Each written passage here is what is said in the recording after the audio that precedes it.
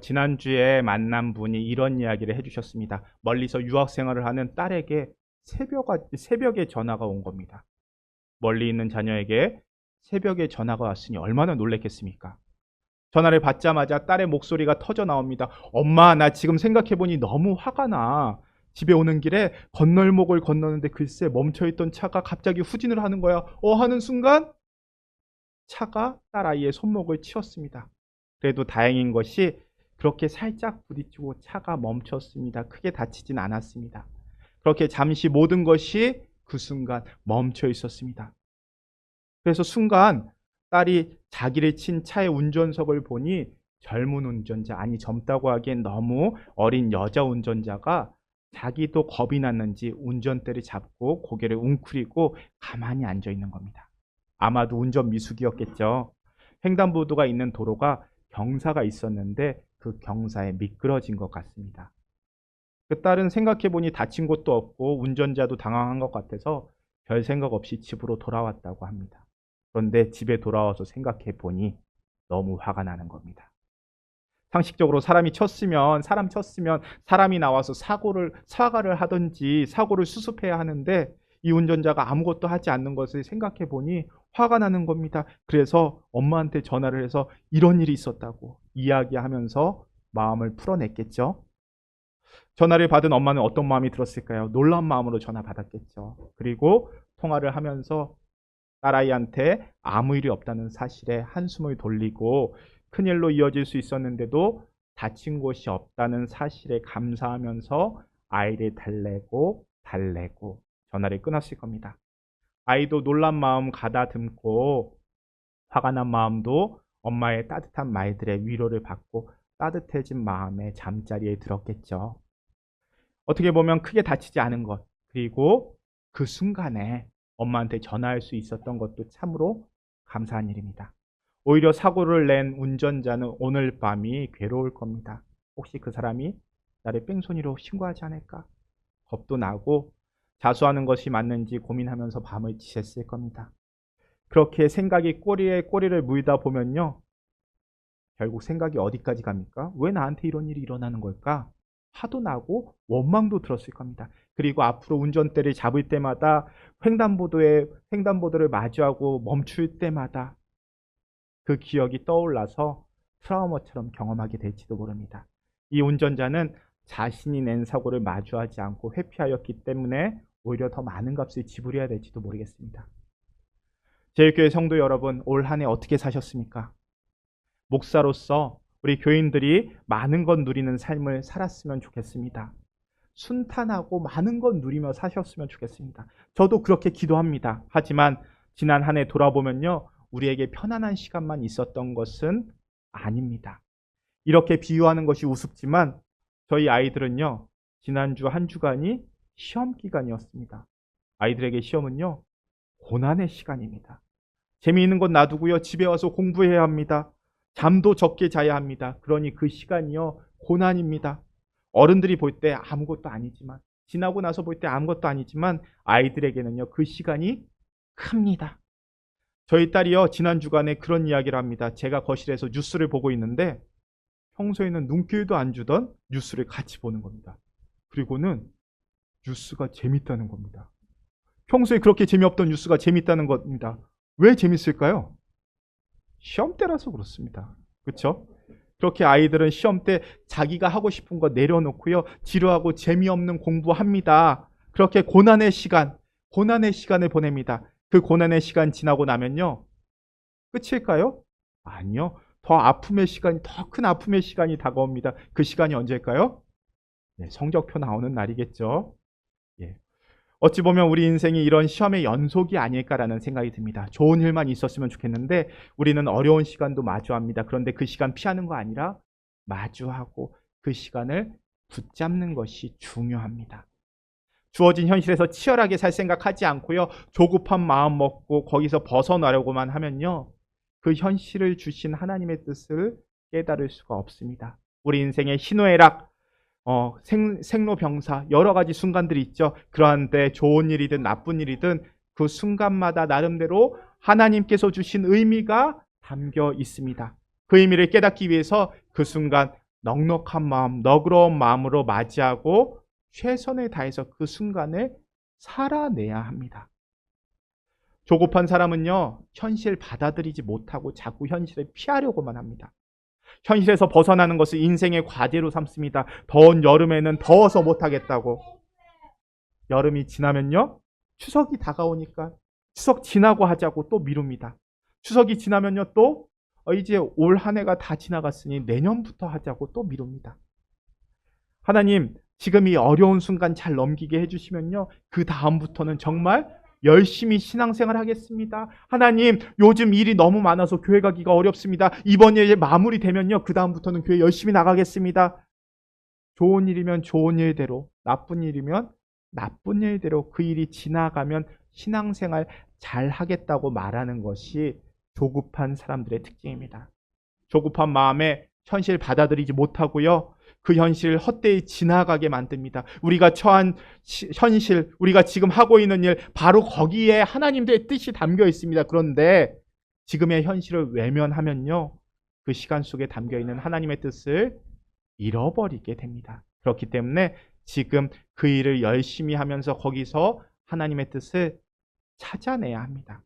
거기서 벗어나려고만 하고 피하려고만 한다면요, 모든 순간이 의미 없이 헛되이 지나가 버리고 맙니다. 이리저리 피하면서 인생을 살게 되고, 그러면 결국 전혀 의미 없는 인생을 살아가게 됩니다. 현실을 너그러운 마음으로 받아들이고 그 현실을 치열하게 살고, 또한 그렇게 함으로써 거기서 하나님의 뜻을 발견하고 그 뜻을 실현하는 모습이 우리에게 중요합니다. 그리고 그러한 모습을 오늘 봉독한 복음서가 보여줍니다. 오늘 우리가 함께 읽은 말씀에서요, 예수님은요, 예루살렘으로 가시는 중이었습니다. 갈릴리에서 출발해서요, 사마리아 지역의 경계선에 이르렀을 때 나병 환자 10명을 만나게 됩니다. 성경에 나오는 나병은요, 오늘 우리가 알고 있는 나병, 한센병과는 조금 다릅니다. 성경에서 나오는 나병은요, 오늘날 말하는 나병을 포함해서 광범위한 피부 질환을 말합니다. 당시 의료 수준으로는요, 지금 피부 질환을 지금처럼 세분화하지 못했습니다. 그러니 전염성이 있는 피부 질환, 전염성이 없는 피부 질환 구별하지 못합니다. 그러니 어떠했겠습니까? 먼저 격리시켜야 합니다. 격리시키는 게 먼저입니다. 전염의 가능성을 줄이는 것이 먼저였습니다. 그렇기 때문에 당시에 피부 질환이 있는 사람은 부정한 사람으로 여기고 마을에서 격리시켰습니다. 그런데 오늘 말씀에서 예수님은 마을에 들어가서 나병 환자들을 만납니다. 아마 예수님은 나병 환자들이 거주하는 곳으로 들어가셨던 것 같습니다. 예수님을 만난 나병 환자들은 멀리서 예수님께 자신을 불쌍히 여겨달라고 말합니다. 이렇게 멀리서 간청하는 것이 당시의 율법에 따르는 행위였습니다. 일반인이 나병 환자를 접촉하면 감염될 수 있기에 또 부정한 사람이 되기 때문에 나병 환자는 일반인에게 가까이 와서는 안 됩니다. 오히려 일반인이 가까이 오려고 하면은 소리를 질러서 자신에게 다가오지 못하게 해야 했습니다. 그래서 나병 환자들이 예수님께서 가까이 오지 못하게 멀리서 간청한 겁니다. 이에 예수님께서 그들을 불쌍히 여기사 깨끗게 하십니다. 우리 누가복음 17장 13절, 14절 말씀 함께 읽겠습니다. 소리를 높여 이르되 예수님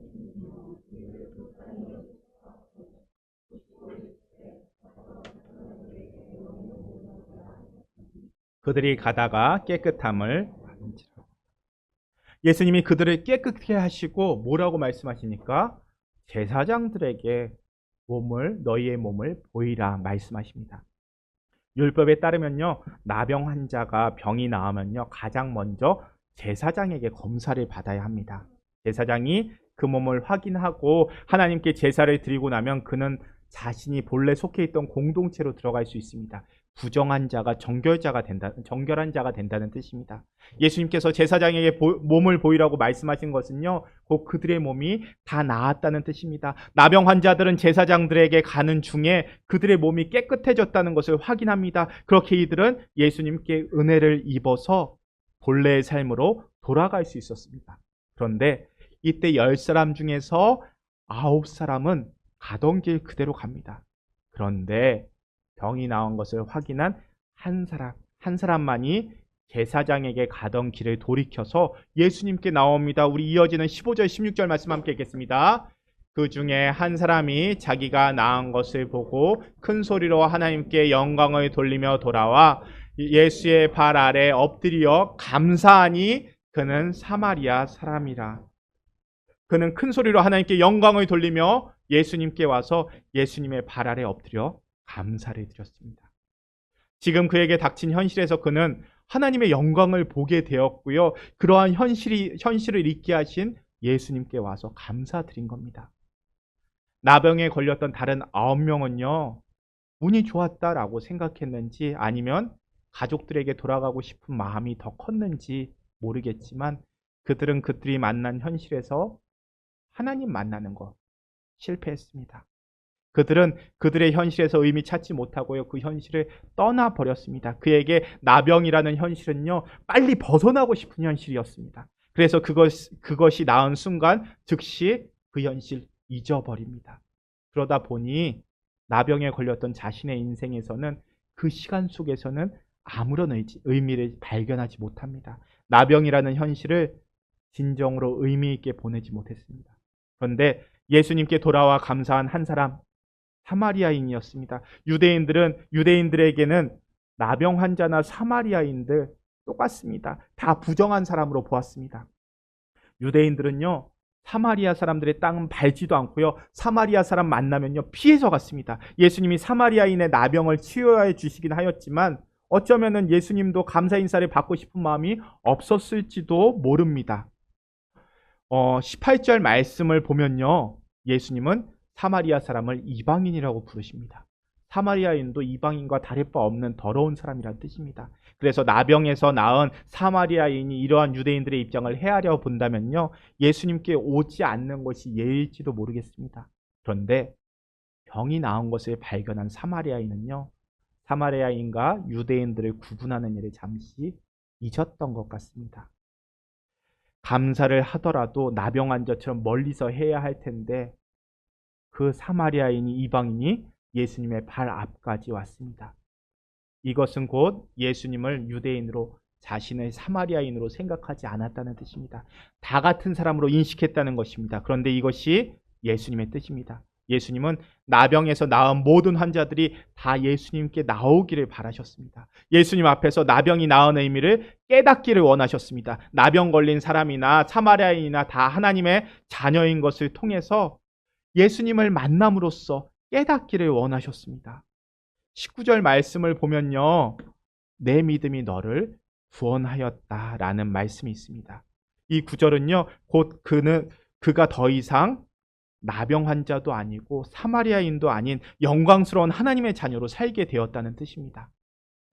또 15절 말씀을 보면요, 우리가 이곳에서 무엇이 이 사람을 예수님께로 돌아오게 했는지를 확인할 수 있습니다. 저는 이 사마리아 사람이 예수님께로 다시 돌아올 수 있었던 요인을 감사해서 찾고 싶습니다. 사마리아 사람은 병이 나은 자신의 현실을 감사하는 마음으로 받아들였습니다. 감사하는 마음으로 받아들였다는 것이 무슨 뜻이겠습니까? 지금 내가 처한 현실, 내 노력이나 내 힘으로 된 것이 아니라는 고백입니다. 우연히 그렇게 된 것도 아닙니다. 자신의 노력이 아니라는 뜻입니다. 우연이 아니라 자신의 노력도 아니고 우연이 아니라 예수님의 은혜로 이루어진 것을 인정하였다는 뜻입니다. 그것이 바로 감사입니다. 이처럼 현실을 감사로 받아들임으로써 사마리아 사람은요, 자신이 사마리아인이라는 것도 잊어버리고요, 예수님 앞에 나올 수 있었고, 그로 인해서 그 후로 하나님의 자녀로 살아갈 수 있는 더 큰 은혜를 입게 됩니다. 오늘 우리는요, 감사절에 온 교인이 모여서 예배 드립니다. 우리 아이들까지 모여서 함께 예배 드립니다. 그러다 보니까 조금 시끄러울 수도 있습니다. 하지만 우리가 이렇게 감사절에 함께 예배 드리는 이유가 무엇이겠습니까? 제일교회가 이 교회를 통해서 옆 사람에게 전해줘야 할 마음이 감사의 마음이기 때문입니다. 앞에서 말씀드린 딸과의 전화통화, 이 전화통화를 마친 후에 그 딸은요, 감사할 겁니다. 그래서 큰 사고가 일어나지 않았던 것, 하나님의 크신 손길로 나를 도우셨다는 것을 볼 수 있는 딸이 되었을 겁니다. 그리고 그렇게 화가 나는 마음이 들었을 때 새벽이라도 전화할 수 있고 투덜거릴 수 있고 따뜻한 위로를 받을 수 있는 사람이 있다는 것을 깨닫고 감사했을 겁니다. 그 딸은요, 바쁘게 일하느라 못 먹었던 맛있는 것 조금 챙겨 먹고 따뜻한 물로 샤워하고 따뜻한 마음 갖고 잠자리에 들었을 겁니다. 그 딸이 감사할 수 있었던 것은요, 그렇게 괜찮다고 오히려 이 순간이 감사한 일이라고 이야기해주는, 감사의 마음을 전해주는 엄마 아빠가 있다는 것입니다.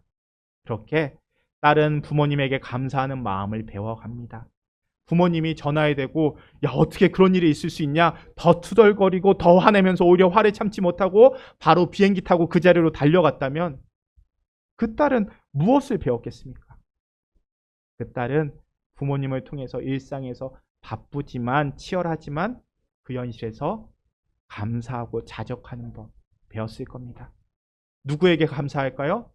그 시간을 통해서 부모님을 볼 수 있고 또 하나님 보는 법 배웠을 겁니다. 그것이 또 이 가정의 새로운 감사가 될 겁니다. 오늘 우리가 함께 예배드리는 제일교회가 그러한 마음 나누고 전해줄 수 있는 제일교회가 될 수 있었으면 좋겠습니다.